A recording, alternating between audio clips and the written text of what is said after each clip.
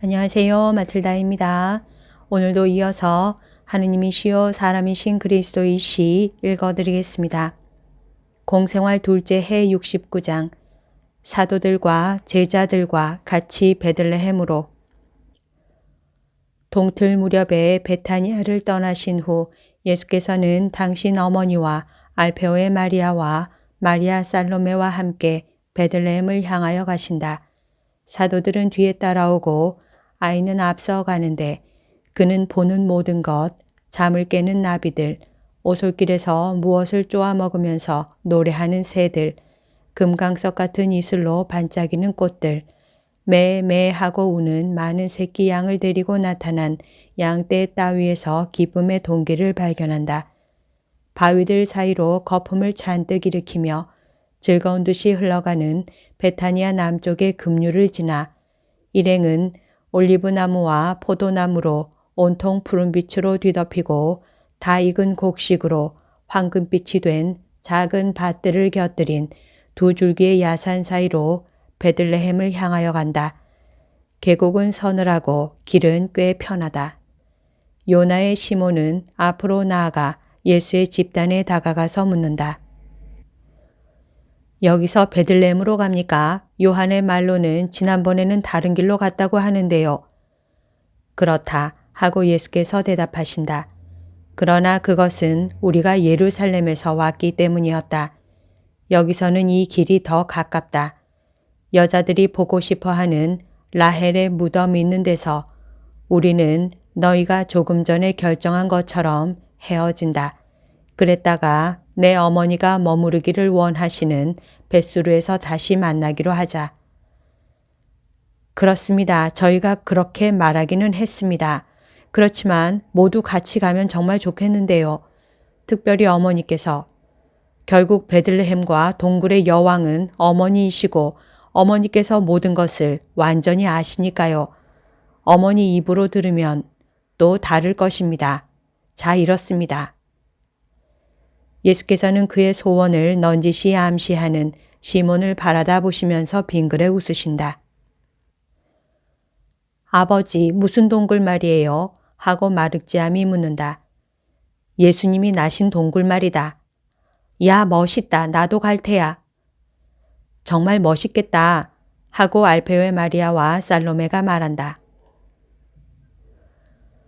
대단히 멋있겠다. 그것은 뒤로 세상이 너를 모르던 것도 사실이지만 아직 미워하지 않던 시절로 되돌아가는 것이 될 것이다. 겸손과 믿음으로 믿고 사랑할 줄밖에 모른 순진한 사람들의 사랑을 다시 발견하는 것이 될 것이다. 내가 미움받는다는 것을 안 다음부터 내 마음을 찍어 누르는 무거운 짐을 내려놓는 것이 될 것이다. 거기 내가 누웠던 구유에 내려놓는 것이 될 것이란 말이다. 구유는 아직도 너의 부드러운 눈길, 너의 숨결, 내가 거기서 보였던 분명치 않은 미소를 간직하고 있을 거다. 그리고 이 모든 것이 내 마음을 어루만져 줄 것이다. 내 마음에는 많은 슬픔이 가득 차 있으니.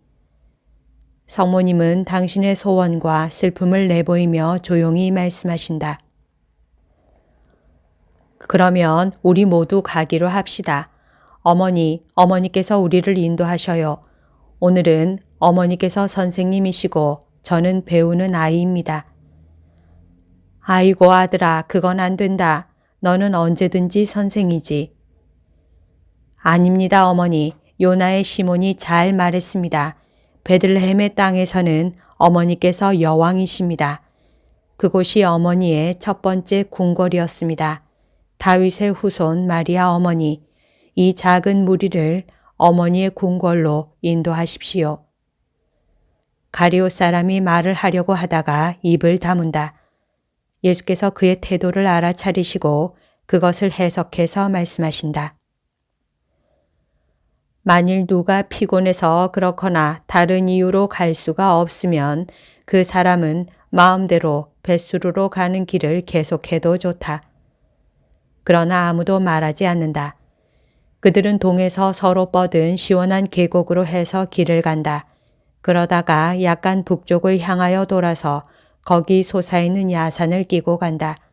이렇게 하여 예루살렘에서 베들레헴으로 가는 길을 만난다. 둥근 지붕이 얹혀있는 정육면체로 되어 있는 라헬의 무덤 바로 옆이다. 모두 가까이 가서 경건하게 기도한다. 여기서 요셉과 내가 걸음을 멈추었다. 모두가 그때와 같다. 다른 건 계절뿐이다. 그때는 기슬레달의 추운 날이었다. 그 전에 비가 와서 길이 질었었다. 그리고 몹시 추운 바람이 일었었고 아마 밤 사이에 얼음이 얼었던 모양이었다. 길이 딱딱해졌었다. 그러나 온통 마차와 군중이 누비고 다녀서 배들이 꽉 차 있는 바다 같았다. 그래서 내 작은 나귀는 고생을 많이 했다. 그럼 어머니는 고생을 안 하시고요. 아이고, 나야 너를 가지고 있었지. 그러면서 성모님의 눈이 얼마나 큰 행복을 나타내는지 감동시킬 정도이다. 그리고 다시 말씀을 이으신다. 밤이 되어갔고 요셉은 매우 걱정을 하고 있었다. 살을 내는 듯한 바람이 점점 더 세게 일고 있었다. 사람들은 서로 부딪히면서 베들레헴을 향해 걸음을 재촉했고 어디를 디뎌야 할지를 더듬으며 몹시 천천히 나아가는 내 작은 나귀를 공격했다. 나귀는 내가 여기 있는 줄을, 그리고 내 태의 요람에서 마지막 잠을 자고 있는 줄을 아는 것 같았다. 날씨는 찼다. 그러나 나는 타는 듯이 뜨거웠다. 나는 내가 도착하는 것을 느꼈다. 도착한다고? 너는 어머니, 저는 9달째 거기 있었는데요. 하고 말할 수 있을 거다. 그렇다. 그렇지만 그때에는 내가 하늘에서 오는 것 같았다. 하늘이 낮게 내려앉고 나는 하늘의 화려함을 보고 있었다. 나는 천주성이 아주 가까이 임박한 너의 탄생의 기쁨을 초조히 기다리시는 것을 보았다. 그리고 그 불이 내 안에 사무쳐 들어와 나를 불타오르게 하고 내 정신을 모든 것에서 떼어놓았다. 추위, 바람, 군중, 이 모두가 아무것도 아니었다. 나는 하느님을 뵙고 있었다.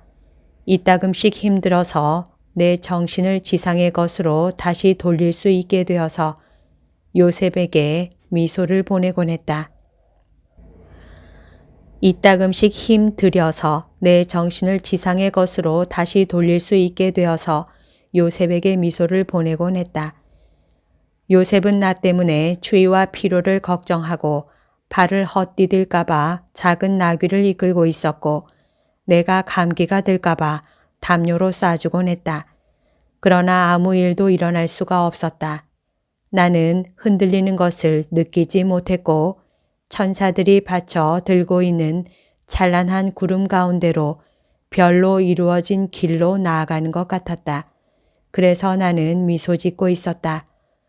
우선 너에게 나는 내 백합꽃 봉오리인 네가 살이 있는 장미꽃으로 된 작은 침대에서 작은 주먹을 쥔 채 자고 있는 것을 육체의 벽을 통해서 바라보고 있었다.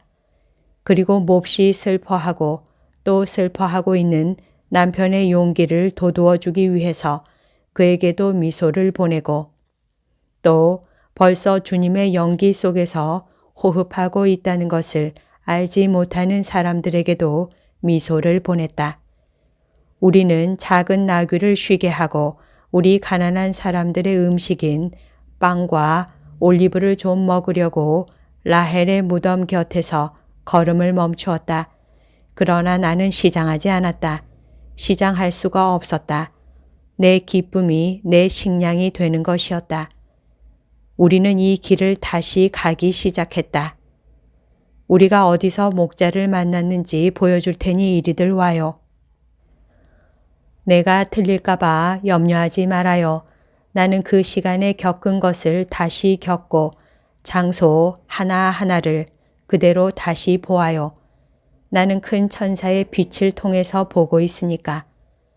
어쩌면 육체의 눈에는 보이지 않지만 영혼의 눈에는 그들의 빛나는 흰 빛이 보이는 천사들의 무리가 다시 이곳에 있어서 모든 것이 나타나고 모든 것이 지적되는지도 몰라요.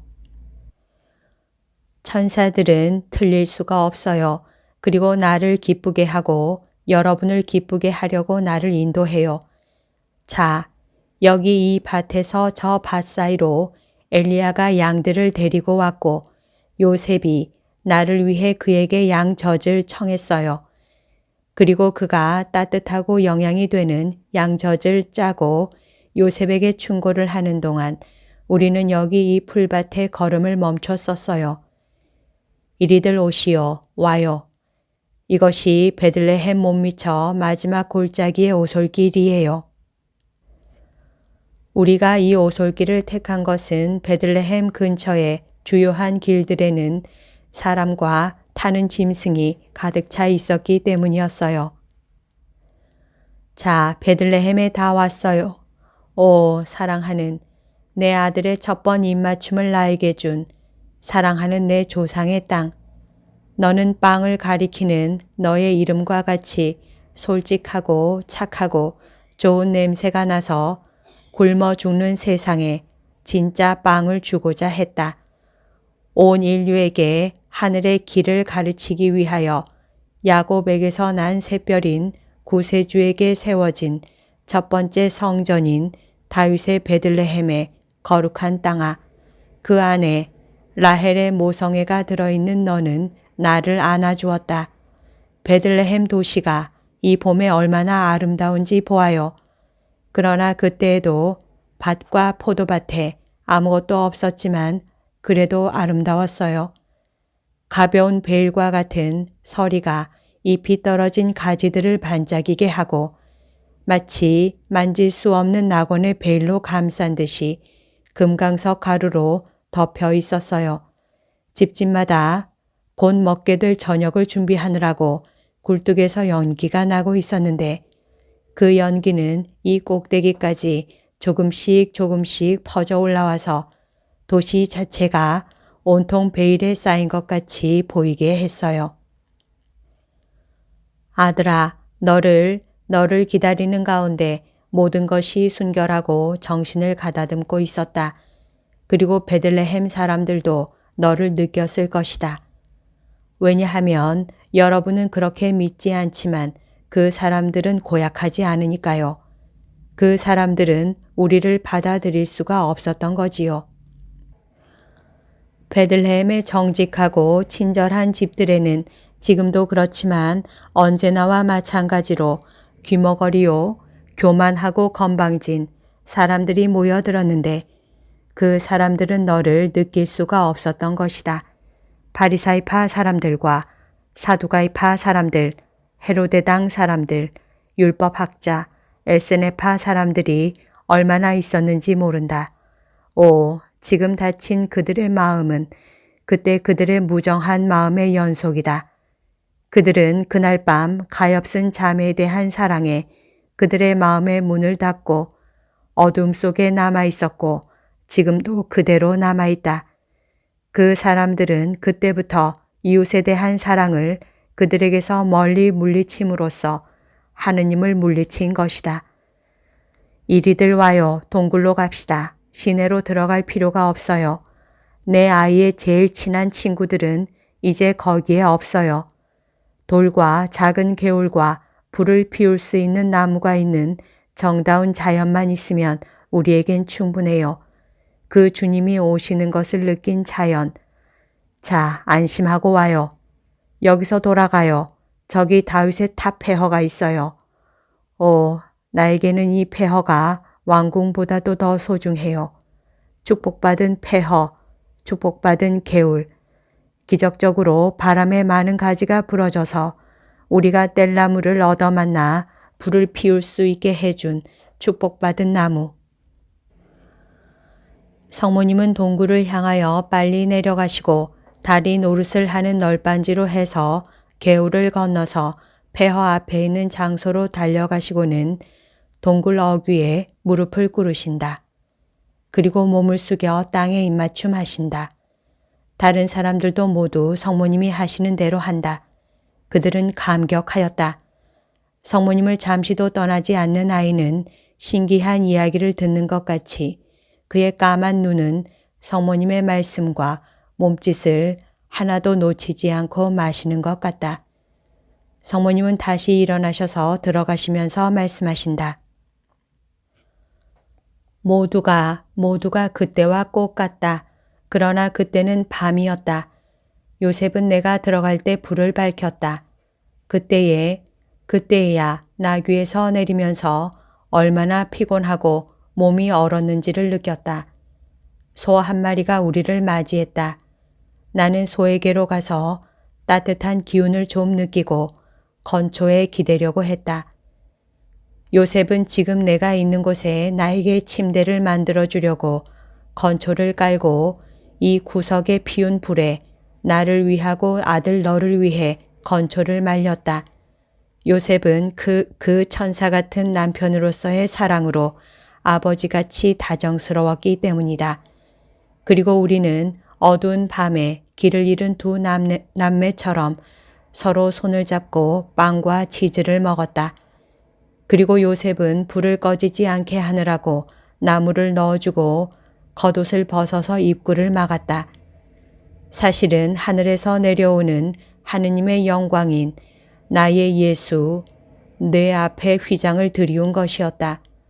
그리고 나는 내 겉옷과 모직 담요로 몸을 감싸고 짐승 2마리의 온기를 느끼며 건초 위에 있었다.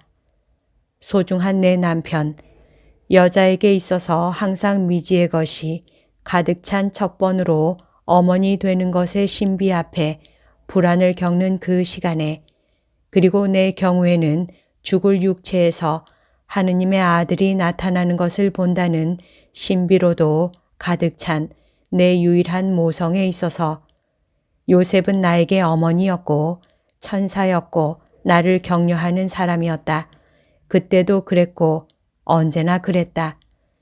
그런 다음 침묵과 잠이 와서 의인을 감싸 나에게 있어서는 하느님께서 날마다 주시는 입맞춤이었던 것을 못 보게 했다.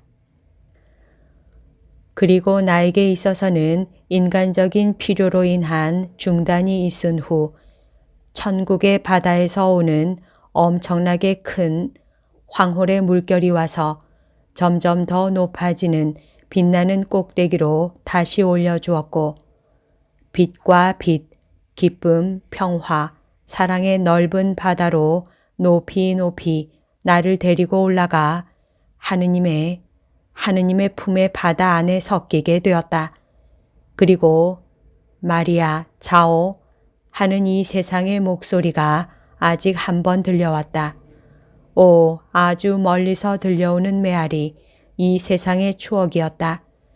그러나 하도 약해서 내 영혼이 그것의 감동을 느끼지 않을 정도였고 나는 그 불과 무한한 행복과 하느님을 미리 맛보는 시면 속으로 하느님에게까지 올라가고 또 올라가면서 그 메아리에 어떤 대답을 했는지 모르겠다. 오, 그러나 그날 밤 삼위 섬광에서 난 것이 너였더냐 혹은 나였더냐, 내가 너를 준 것이냐 또는 네가 나를 주기 위해 들이마셨던 것이냐, 나는 모르겠다. 그런 다음 저 천사의 무리에서 이 천사의 무리로, 저 별에서 이 별로, 저 구름에서 이 구름으로 부드럽게 천천히 지극히 행복하게 내려왔다. 나의 왕관인 네가 나의 가슴에 마치 독수리가 꽃을 물고 저 높은 데까지 올라갔다가 떨어뜨려서 그 꽃이 비오듯 쏟아지는 보석들과 하늘에서 훔쳐온 무지개로 더 아름답게 된 공기의 날개를 타고 제가 태어난 땅으로 다시 내려오는 것과 같았다. 너에게 경배하고 나서 여기 앉아 너를 사랑했다. 마침내 나는 육체의 장벽 없이 너를 사랑할 수 있었고 여기서 일어나 나와 같이 처음에 너를 사랑할 자격이 있는 이에게 사랑하라고 데려다 주었다. 그리고 여기 이 투박한 두 기둥 사이에서 너를 아버지께 바쳤다. 그리고 여기서 내가 처음으로 요셉의 품에 안겼다. 그런 다음 나는 너를 포대기로 싸서 둘이 같이 여기에 내려놓았다. 나는 너를 흔들어주고 있었고 그동안 요셉은 건초를 불꽃에 말려서 가슴에 품어가지고 따뜻하게 보존했다가 이곳에 놓았고 우리 둘은 내가 지금 하는 것처럼 너에게로 몸을 굽혀 너에게 경배하고 너의 숨결을 마시고 사랑이 얼마나 자기를 낮출 수 있는지를 보고 하느님을 뵙는 기쁨으로 하늘에서 사람들이 분명히 흘릴 눈물을 우리도 흘렸다. 성모님은 이렇게 상기하시는 동안 왔다 갔다 하시며 장소들을 가리키시고 사랑으로 숨을 헐떡이시고 파란 눈에는 눈물이 반짝이고 입술에는 기쁨의 미소가 떠오르는 가운데 이 회상시키는 이야기를 하시는 동안 큰 돌에 앉아 계시던 예수께로 실제로 몸을 숙여 그때와 같이 울고 경배하시며 머리에 입맞춤하신다.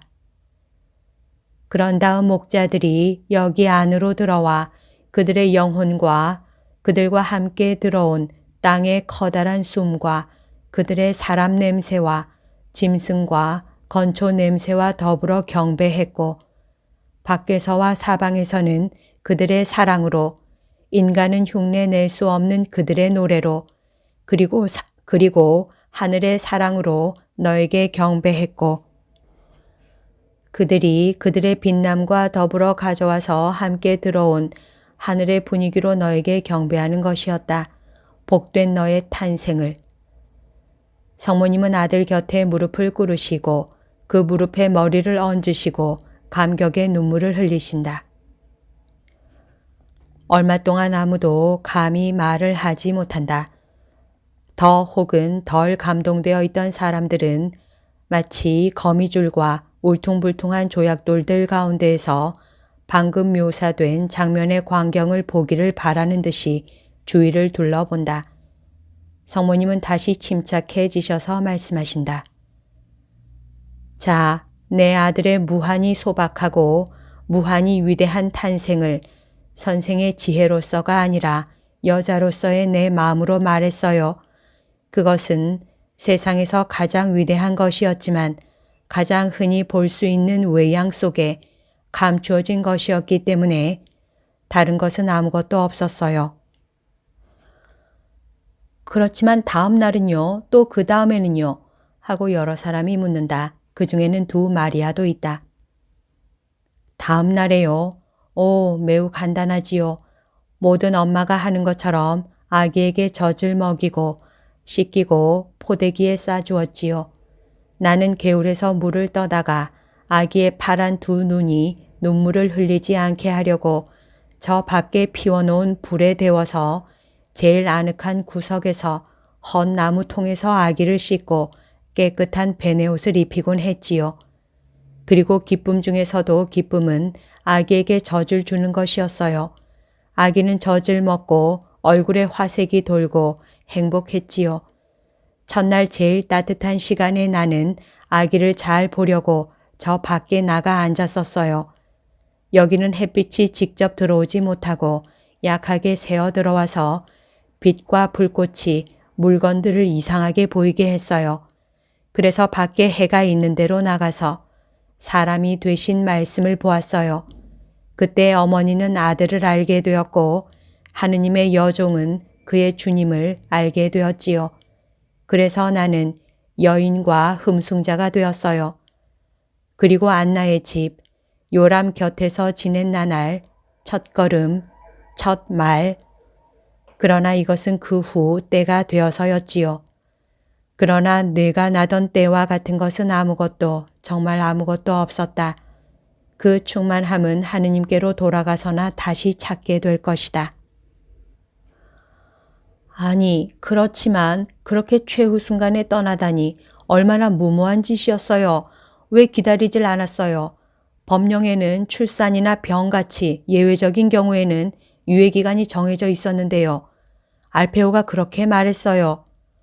하고 알페오의 마리아가 말한다. 기다리다니요. 그건 안 될 말이에요. 그날 저녁 요셉이 소식을 듣고 왔을 때 아들아, 나와 너 이렇게 둘이는 기쁨으로 몸을 떨었다. 그것은 부름이었다. 예언자들이 말한 것과 같이 내가 나기로 되어 있는 곳은 여기, 오직 여기뿐이었으니까. 예기치 않은 그 법령은 요셉에게 남아있는 의심의 기억까지도 지워버리기 위한 하늘의 연민 같은 것이었다. 그 법령이야말로 내가 너를 위해, 요셉을 위해, 유다인들의 세계를 위해, 그리고 이 세상이 끝날 때까지 미래의 세계 사람들을 위해 기다리고 있던 것이었다. 그것은 예언되어 있는 것이었고 또 예언된 대로 이루어진 거예요. 기다리다니요. 신부가 그의 혼인에 대한 꿈을 늦어지게 할 수 있어요. 왜 기다리겠어요? 그렇지만 무슨 일이 일어날지도 모르기 때문에 하고 알페오의 마리아가 또 말한다. 나는 조금도 걱정하지 않았어요. 하느님께 의지하고 있었거든요. 그렇지만 모든 것이 그렇게 되리라는 걸 알고 있었어요. 아무도 그 말을 나에게 해주지 않았고 나도 그건 도무지 생각하고 있지 않았어요. 요셉에게도 그렇고 형님네한테도 그렇고 해산 때까지는 아직 시간이 있다고 생각해서 요셉을 안심시킬 정도였으니까요. 그렇지만 나는 빛의 명절에 빛이 날이라는 것을 알고 있었어요. 그것은 알고 있었어요. 그런데 어머니는 왜 아주머니와 같이 가지 않으셨어요? 그리고 아버지는 왜 그 생각을 못 하셨어요? 어머니 아버지도 여길 오셔야 했어요. 왜 우리가 모두 오지 않았지요? 하고 유다 타데오가 준엄하게 묻는다. 너의 아버지는 빛의 명절이 지난 다음에 오기로 결정하고 그 말을 동생 요셉에게 했었다. 그러나 요셉은 기다리려고 하지 않았다. 그렇지만 적어도 어머니는 하고 타데오가 또 대꾸한다. 유다야, 어머니를 비난하지 말아라. 우리는 이 탄생의 신비를 베일로 가리는 것이 마땅하다고 만장일치로 생각했던 거다. 그렇지만 요셉 아저씨는 그 탄생이 저 표들과 더불어 오리라는 것을 알고 있었나요? 아주머니가 그걸 알지 못하셨는데 아저씨가 그것을 알 수가 있었겠어요? 우리는 예수가 날이라는 것 외에는 아무것도 모르고 있었다. 그러면요. 그러니까 의당 그렇게 되어야 하는 것처럼 하느님의 지혜가 우리를 인도하신 거다. 예수의 탄생과 이 세상에 있는 것은 놀라운 것과 사탄을 자극할 만한 것은 아무것도 없이 나타나야 했던 거다. 그래서 여러분은 메시아에 대한 베들레헴의 지금의 원하는 그리스도의 첫 번째 표시의 결과라는 것을 알게 되는 것입니다. 마귀의 증오는 이 세 사실을 이용해서 피를 흘리게 하고 흘린 피를 통해서 증오를 퍼뜨린 것입니다. 말을 안 하고 숨을 죽이고 있는 것 같은 요나의 시몬, 만족한가? 아주 만족합니다. 하도 만족해서 제가 이 세상 밖에 성전의 휘장 저쪽보다도 한층 더 거룩한 곳에 있는 것 같을 정도입니다. 너무도 만족해서 어머니가 이 장소에서 그때의 빛에 둘러싸여 계신 것을 뵌 지금은 어머니를 물론 경의를 가지고 대접해 올렸지만 그래도 그저 위대한 여인으로 역시 여인으로 대접해 올린 것이 두려울 지경입니다. 이제는 어머니를 이전처럼 감히 마리아라고 부르지 못하겠습니다. 어머니께서 전에는 제게 선생님의 어머니이셨습니다. 그러나 어머니께서 하늘의 빛의 물결 꼭대기에 계신 것을 뵌 지금, 여왕같이 되신 어머니를 뵌 지금, 보잘것없는 종인 저는 이렇게 합니다. 하고 말하면서 땅에 엎드려 성모님의 발에 입맞춤한다. 이제는 예수께서 말씀하신다. 시몬아, 일어나 이리 내 곁으로 바싹 다가오너라. 성모님이 예수 오른편에 계시기 때문에 베드로는 예수의 왼편으로 간다. 지금 우리는 무엇이냐? 하고 예수께서 물으신다. 우리가요? 그야 예수님과 어머니와 시몬이 있지요. 맞았다. 그러나 우리가 몇이냐? 셋입니다, 선생님. 그러면 삼위일체이다. 어느 날 하늘에서 삼위일체이신 하느님께 이런 생각이 떠올랐다. 말씀이 세상에 갈 때가 되었다 하고, 그래서 말씀은 사랑으로 마음이 설레는 가운데 세상에 왔다. 그러니까 말씀은 아버지와 성령을 떠나 일을 하러 세상에 왔다. 하늘에서는 남아 계신 두 위께서 세상에서 일을 하는 말씀을 도우려고 생각과 사랑을 부어주시기 위해 그 어느 때보다도 더 결합하셔서 말씀의 사업을 보충하셨다.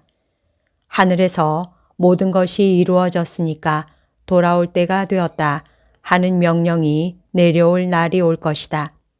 그러면 말씀은 하늘로 올라갈 것이다. 이렇게.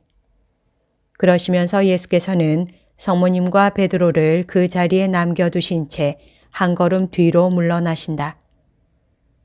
그리고 하늘 위에서 세상에 남아있는 두 사람의 일을 관찰할 것이다. 세상에 남아있는 두 사람은 거룩한 충동으로 그 어느 때보다도 더 굳게 결합하여 권위와 사랑을 세우고 그것을 가지고 말씀의 소원을 채우는 방법을 만들 것이다. 말씀의 소원이란 그의 교회 안에서 끊임없이 가르침으로써 세상을 구속하는 것이다. 그리고 아버지와 아들과 성령께서는 당신들의 빛남으로 사슬을 만들어 세상에 남아있는 두 사람, 즉 사랑이신 내 어머니와 권위인 너를 점점 더 긴밀히 할 것이다. 그러므로 너는 어머니를 여왕으로 대접해야 할 것이다. 그렇다. 그러나 내가 노예가 되어서는 안 된다. 그렇게 생각되지 않느냐? 저에게 어떻게 생각되고는 아무래도 좋습니다. 저는 어리둥절할 뿐입니다. 제가 권위라니요. 아이고, 만일 제가 권위가 돼야 한다면 그때는 정말이지 어머니께 의지해야 합니다. 오, 주님의 어머니, 저를 절대로 버리지 마십시오. 절대로, 절대로. 염려 말게. 내 아기가 혼자서 걸을 수 있게 될 때까지 해준 것처럼 언제나 자네 손을 잡아주겠네. 그럼 그 다음에는요? 그 다음에는 기도로 자네를 부축해 주겠네. 자, 시몬, 하느님의 능력을 의심하지 말게. 나는 하느님의 능력을 의심하지 않았네. 요셉도 그랬고 자네도 의심하지 말아야 하네. 하느님께서는 우리가 계속해서 겸손하고 충실하면 시간마다 당신의 도움을 주시네. 이제는 밖으로 나가 개울 근처에 있는 저 훌륭한 나무 그늘로 갑시다. 더 늦은 여름이었더라면 저 나무가 그늘 외에 사과도 여러분에게 주었을 텐데 갑시다. 길을 떠나기 전에 식사를 합시다. 어디로 가는 거냐 아들아? 얄라로 갑니다. 아주 가깝습니다. 그리고 내일은 벳수르에 갑니다.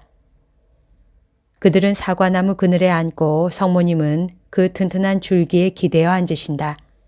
바르톨로메오는 그렇게도 젊고 또 당신이 상기시키신 것으로 인하여 아직도 천사같이 흥분하신 채 당신 아들이 축복해서 주시는 음식을 받으시면서 사랑의 눈길로 미소를 보내시는 것을 뚫어지게 쳐다보고 중얼거린다.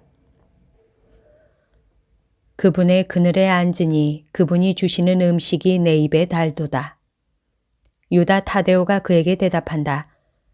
맞아. 어머니는 사랑으로 애를 태우셔. 그렇지만 사과나무 아래서 잠을 깨셨다고는 확실히 말할 수가 없어.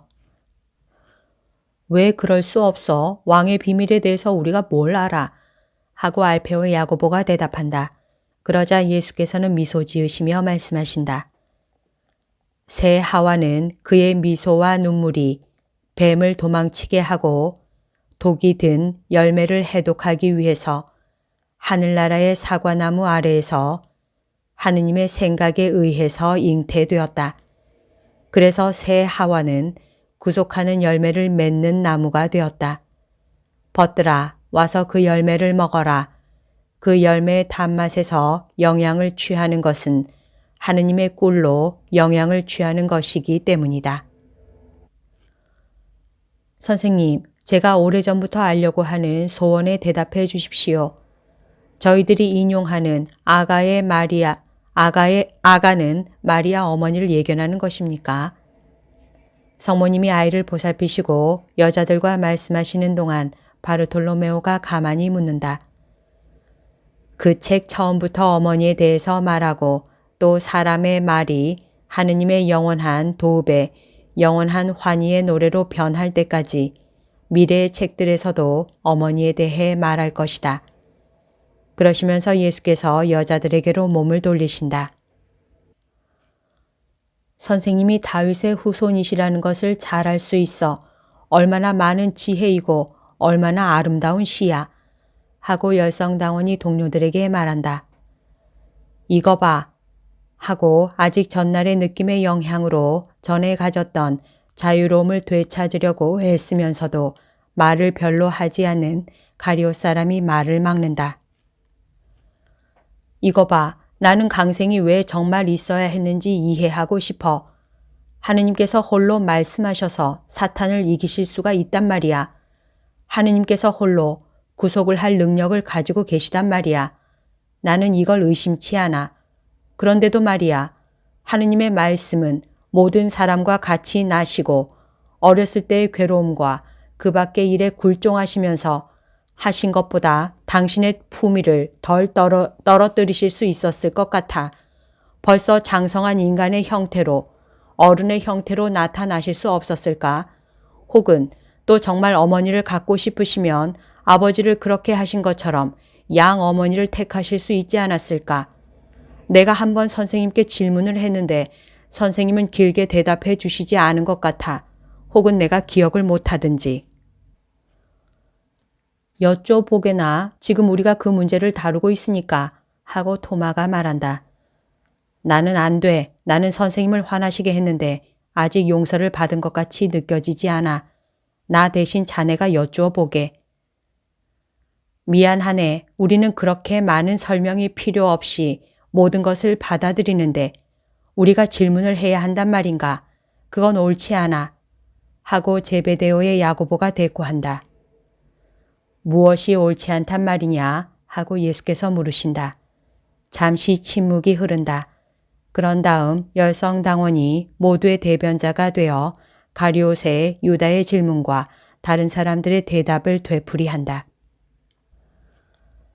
나는 원한을 품고 있지 않다. 이것이 내가 제일 먼저 해야 할 말이다. 나는 타일러야 할 것은 타이른다. 그리고 괴로워하고 용서한다. 이것은 아직 불안의 결과인 두려움을 느끼는 사람을 위해서 하는 말이다. 내 실제적인 강생에 관해서 나는 이렇게 말한다. 마땅히 그렇게 되어야 했다고. 장차 아주 많은 사람이 내 강생에 대하여 오류에 빠질 것이다. 그 사람들은 바로 유다가 내가 취했으면 하고 바라는 것과 같은 형태를 가진 것으로 간주할 것이다. 외형으로는 물질로 된 육체를 가졌지만 실제로는 마치 빛의 작용같이 유동적인 육체를 가진 사람이어서 그 덕택으로 내가 육체이기도 하고 육체가 아니기도 하다는 것이다. 그러나 정말로 나는 육체이고 마리아는 육체가 된 말씀의 어머니이시다. 내 탄생의 시간이 오직 황홀만이었던 것은 내 어머니는 원죄의 짐을 지지 않고 또 거기에 따른 벌의 유산도 받지 않은 새로운 하와이시기 때문이다. 그러나 내가 마리아 안에 들어 있었던 것이 나에게는 품위를 떨어뜨리는 일이 아니었다. 혹 만나가 장막 안에 있었다는 사실로 인해서 가치가 떨어졌었느냐?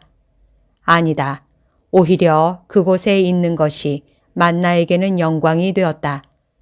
어떤 사람들은 내가 실제적인 육체가 아니었으므로 내가 이 세상에 머물러 있는 동안 고통도 죽음도 겪지 않았다고 말할 것이다. 그렇다.